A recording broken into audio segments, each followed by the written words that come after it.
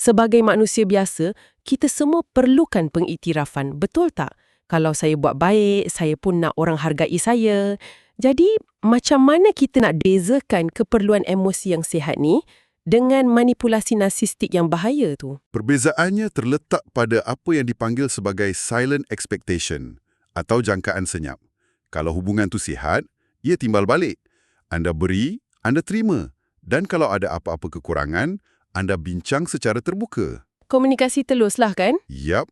Tapi ego narsistik jenis terselindung ni tak minta perhatian secara bersemuka. Mereka menyedut perhatian melalui rasa tanggungjawab, rasa bersalah dan ketakutan mangsa untuk kehilangan mereka. Kalau kita dapat dengar monolog dalaman minda mereka, bunyinya macam ni. Kalau aku diam, mereka patut faham betapa aku menderita. Uish, berat tu.